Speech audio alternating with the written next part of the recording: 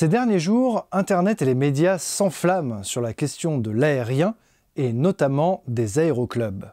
Au-delà de l'aspect du rêve des enfants, l'aérien a-t-il encore sa place dans un monde décarboné? Petit billet d'opinion. Bonjour à tous, c'est votre capitaine qui vous parle. Alors, justement, j'aimerais vous mentionner qu'il y a quelques turbulences en ce moment. C'est simplement dû au fait que j'ai un peu de mal à parler dans le micro et piloter en même temps. Alors ok, ciao. Le 29 mars 2021, le conseil municipal de la mairie de Poitiers discute, comme à son habitude, des affaires de la ville. Sur le sujet des subventions, il est décidé de réduire les subventions de 2 aéroclubs. Celui du Poitou voit ses subventions baisser de 8 000 à 4 000 euros sur un budget total de fonctionnement de 337 000 euros. Le truc, c'est que l'aéroclub ayant été prévenu par un mail manquant de tact, ils l'ont mal pris. Lors du conseil municipal, une discussion un peu tendue mène à des phrases mal placées de la maire de Poitiers, Léonore Monconduit. Et je trouve ça, pour terminer, extrêmement... je ne vais pas m'étendre sur le sujet, mais mettre dans la même phrase « rêve d'enfant » et le fait de sauver des clubs aériens, je trouve que ça a quelque chose d'indécent, en fait. Moi, c'était mon rêve d'enfant, de prendre l'avion pour aller à l'autre bout du monde.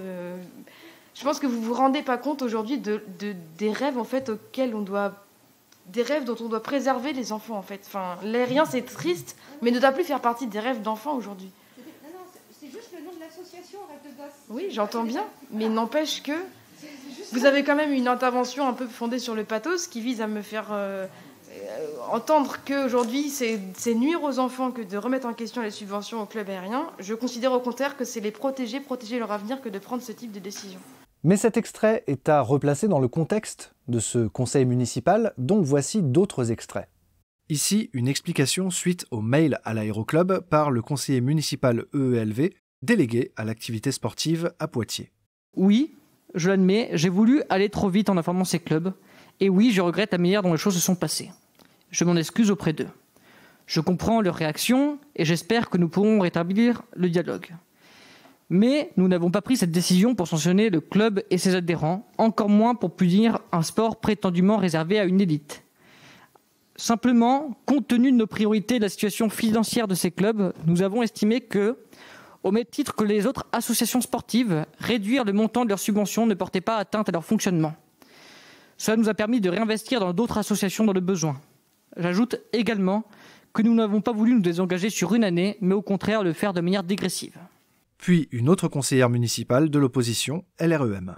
La moindre des choses aurait été de rencontrer les présidents de ces associations et de se renseigner sur leur rôle dans la vie de la cité. Si cela avait été fait, vous auriez pu apprendre que le Parachute Club de la Vienne, qui a d'ailleurs purement et simplement disparu du tableau des subventions, organise depuis de nombreuses années le challenge Jean-Luc Gaboreau, qui siégea dans cette assemblée et était passionné de sport. Vous auriez pu apprendre que l'aéroclub du Poitou comporte une importante section modélisme, faisant voler des modèles notamment électriques. Vous auriez pu apprendre que les 2 aéroclubs permettent notamment à des jeunes scolarisés à Poitiers de préparer le brevet d'initiation aéronautique, qui est un vrai avantage dans un parcours professionnel dans le domaine de l'aéronautique. Vous auriez pu apprendre que ces associations sont conscientes des enjeux écologiques et ne demandent qu'à être accompagnées pour s'engager dans cette transition. Ce que je n'ai pas non plus oublié, c'est que ce projet n'aurait pas pu avoir lieu sans le soutien des 3 associations qui ont prêté leurs locaux, qui ont permis aux enfants de découvrir, avant le baptême, ce qu'était un avion, qui ont donné de leur temps pour que les enfants de Poitiers, ordinaires et extraordinaires, soient plus tard des adultes ouverts et tolérants, loin du dogmatisme dont vous avez choisi de faire preuve. Évidemment, vous trouverez le replay complet de leurs interventions en description. Ces petites phrases de Madame Monconduit ont alors déchaîné les foules sur Twitter et ont alimenté la flamme déjà bien brûlante du débat pro- et anti-aviation qui divise depuis déjà plusieurs années. En effet, cette polémique intervient un mois après l'action de Greenpeace sur un 777 d'Air France, sur l'aéroport Paris-Charles de Gaulle et des campagnes de blocage sur les pistes par des militants, posant de graves problèmes de sécurité pour à la fois les avions, mais aussi les militants eux-mêmes. Bref, suite à ces commentaires de la mairie de Poitiers, tout le monde y est allé de sa réaction, majoritairement portée par l'émotion, allant du soutien aux insultes. Madame Monconduit a donc réalisé une vidéo et un thread explicatif sur Twitter pour prendre le temps de replacer les faits et ses opinions personnelles. Dans ces échanges, il me semble très important d'introduire de la nuance et surtout d'apporter des faits concrets. Concrètement, lors du conseil municipal de Poitiers de lundi dernier, nous avons voté une délibération relative au soutien à l'ensemble des clubs sportifs de la ville de Poitiers. Parmi les décisions que nous avons proposées, celle de nous désengager en 2 ans, donc progressivement, du financement public des aéroclubs de Poitiers. Cette décision, nous avons dû la prendre pour les aéroclubs, nous avons aussi dû la prendre pour d'autres associations, parce que nous devions absolument dégager des fonds pour soutenir 2 autres types de clubs. Ceux qui étaient particulièrement menacés par le contexte du Covid que nous subissons depuis 1 an et ceux qui s'engagent particulièrement pour des actions en faveur des quartiers prioritaires qui nous tiennent particulièrement à cœur. Cette décision, elle est aussi en cohérence avec le projet écologique global que nous portons. Aujourd'hui, nos politiques économiques, nos politiques éducatives et donc nos politiques sportives doivent toutes nous aider à réduire autant que possible notre impact sur le changement climatique. Il ne s'agit pas d'être pour ou contre l'aérien en soi. Il ne s'agit pas non plus d'être pour ou contre les aéroclubs. Il s'agit encore moins d'être pour ou contre les personnes qui s'y engagent. Il s'agit de dire qu'aujourd'hui, l'argent public ne doit plus financer, encourager les activités qui sont fondées sur la consommation de ressources épuisables et les sports motorisés en font partie. Souvent, l'écologie, c'est pas une question de noir ou blanc, c'est une question de priorisation, c'est une question de sobriété. De quoi avons-nous vraiment besoin ?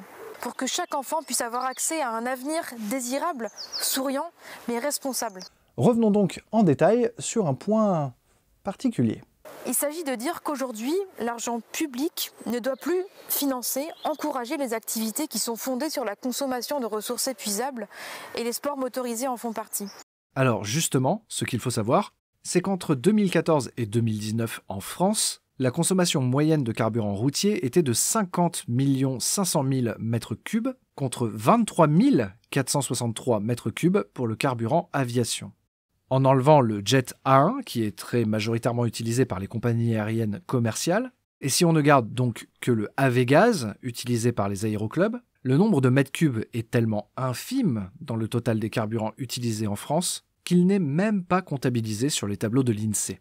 Les aéroclubs sont pourtant la grande cible de toute cette polémique, avec en plus ce qui s'apparente à une instrumentalisation du rêve des enfants de voler, ce qui a donc créé des interventions en plateau totalement nauséabondes, comme celle-ci. Il ne faut plus rêver aérien, de devenir pilote de chasse, il faut rêver écolo. L'avion ne doit plus faire rêver Pablo Pio-Vivien. Top chrono. Non, désolé, l'avion ne peut plus faire rêver parce que les avions sont intrinsèquement, c'est ce que disait David Béliard, sont intrinsèquement liés au réchauffement climatique. Je ne vais pas vous faire un dessin sur les raisons pour lesquelles un avion pollue et produit en fait des gaz à effet de serre, notamment lorsqu'on compare aux autres moyens de transport. Juste quelques chiffres. Le secteur aérien, c'est 7,3% de l'empreinte carbone totale de la France, mais surtout, c'est un secteur qui est en croissance de 6,8% par an, c'est-à-dire qu'en fait en 10 ans on multiplie par 2 son empreinte carbone. Mais le problème effectivement c'est que voler, bah oui ça fait rêver. Donc s'attaquer à l'aérien comme le fait David Béliard ou comme l'a fait la maire de Poitiers, bah ça serait en fait s'attaquer à un rêve de gosse qui irait 10 quarts au pilote de chasse en passant par Saint-Exupéry. Et soi-disant les rêves, l'imaginaire, bah on pourrait pas y toucher sauf si on est un affreux dictateur en puissance, un dictateur vert. Sauf que, n'en déplaise à certains, les rêves, ceux des enfants comme ceux des adultes d'ailleurs, c'est aussi des constructions sociales. Et qu'à ce titre, il est tout à fait légitime que le politique s'attache ou bien à les construire ou bien à les déconstruire. Alors, c'est vrai, c'est d'ailleurs ce qu'a fait, je tiens à le noter, c'est d'ailleurs ce qu'a fait Macron lorsque, souvenez-vous, il avait dit qu'il fallait que tous les enfants aient envie de devenir milliardaires. Là aussi, il leur promettait un certain rêve. Sauf qu'à vouloir cette liberté de voler en l'espèce, on est en train de se condamner pour demain. Alors oui, les politiques n'ont bien évidemment pas la main mise sur les rêves, mais l'imaginaire, c'est aussi ce qui nous permet de faire peuple. Et donc c'est aussi ça qu'il faut qu'on co-construise. Et si on pouvait faire que ces imaginaires soient plus résilients, moins agressifs envers notre environnement, moins carbonés, je pense que ce serait mieux. Moi, quand j'avais 5 ans, je rêvais que d'une seule chose, j'arrêtais pas de le répéter à mes parents, c'était d'aller vivre dans un McDonald's et de manger un McDo matin, midi et soir. J'ai rapidement compris en fait que ce rêve, on me l'avait fait rentrer parce que je regardais sûrement trop la télé à l'époque et que c'était pas un futur qui était désirable. Là, on peut comprendre la réticence des parents. Exactement, quand même, hein. Mais j'ai c'est-à-dire qu'entre dire je veux bouffer McDo matin, midi et soir et je veux devenir pilote de ligne. Évidemment, rien n'est sourcé car c'est chronométré, mais détaillons ensemble ce qui est dit. Les avions sont intrinsèquement liés au réchauffement climatique. Je ne vais pas vous faire un dessin, notamment lorsqu'on compare aux autres moyens de transport. En 2017, le transport en France est responsable de 29% des émissions de CO2. Dans ces 29%, le transport routier est responsable, selon le CITPA, de 94,8% des émissions du transport et l'aérien 3,5%. On peut donc conclure que l'aérien est responsable de 0,87% des rejets de CO2 en France sur un an. Juste quelques chiffres, le secteur aérien, c'est 7,3% de l'empreinte carbone totale de la France, mais surtout, c'est un secteur qui est en croissance de 6,8% par an, c'est-à-dire qu'en fait, en 10 ans, on multiplie par 2 son empreinte carbone. Alors, il n'y a pas de source, mais ça ne change rien à ce qui est dit plus haut, et de toute façon, moi aussi je peux donner des chiffres. La centrale à charbon de Neurath en Allemagne génère à elle seule bien plus de CO2 que l'aérien français sur un an. La source est en description. Surtout que 40% du trafic aérien en France provient de l'étranger.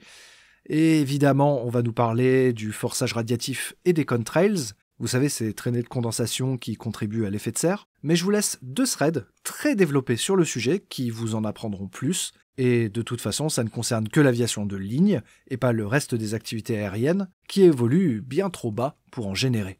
Revenons donc au sujet des aéroclubs et des structures aéro. L'aviation, ce ne sont pas que les avions de ligne. En dehors des cargos postaux, des secours en montagne et en mer, des canadaires, de l'aviation militaire, du transport médical, dans l'aéronautique française, on compte des milliers de clubs d'aviation de tourisme, de parachutisme, de planeurs, de parapente, d'aéromodélisme, de deltaplane, de drones, de montgolfières et j'en passe. Comme on l'aura vu plus tôt, leur consommation de carburant est absolument infime et peu comptabilisée tellement le pourcentage est bas comparé aux autres utilisations, notamment routières, et c'est donc une nouvelle question qui se pose avec cette polémique. Voler. Ça sert à quoi ? Sauf que, n'en déplaise à certains, les rêves, ceux des enfants comme ceux des adultes d'ailleurs, c'est aussi des constructions sociales. C'est une question de priorisation, c'est une question de sobriété. De quoi avons-nous vraiment besoin ? Sauf qu'à vouloir cette liberté de voler en l'espèce, on est en train de se condamner pour demain. Enfin, si on pouvait faire que ces imaginaires soient plus résilients, moins agressifs envers notre environnement, moins carbonés. Je pense que ce serait mieux. Pour que chaque enfant puisse avoir accès à un avenir désirable, souriant, mais responsable. En France, on compte des champions du monde dans la plupart des sports aériens. On a aussi une dimension artistique, comme vous avez pu le voir sur la chaîne récemment, avec les Airwax Freefly. De plus, l'aviation privée n'est absolument pas une activité de riches, comme beaucoup le pensent. Non, mais j'ai pas parlé de la bourgeoisie que c'était. Mais je parle pas de la bourgeoisie. Alors, attention. Pour faire de l'avion, Johan Gini, pilote privé, a raconté son expérience sur Twitter récemment. Il a totalement raison quand il pointe du doigt le fait qu'un petit avion d'aéroclub se déplace en ligne droite avec une conso de 7 litres au 100, alors qu'une voiture, ou tout autre transport terrestre, doit s'adapter au terrain. Et c'est particulièrement le cas quand il s'agit par exemple de traverser une chaîne de montagne. Pour le routier, il faut construire des cols, des tunnels, pour les trains également. L'aviation de tourisme ne dégrade pas autant le paysage que poser des routes, ouvrir des collines en deux pour faire passer un rail, qui, en plus, empêche la faune et la flore de traverser. L'aviation de tourisme a un impact absolument infime, et c'est donc pour cela qu'elle n'a pas à être autant pointée du doigt. En revanche, il est vrai que l'aviation de ligne a un sérieux problème. Comme on l'a vu plus tôt, le trafic ne fait qu'augmenter, et même si les avions sont de moins en moins gourmands et que la technologie permet de réduire l'impact de pollution sur un vol, la consommation globale et la pollution globale due à l'aviation augmentent. Mais c'est le cas également dans toutes les autres industries à mesure plus ou moins égale.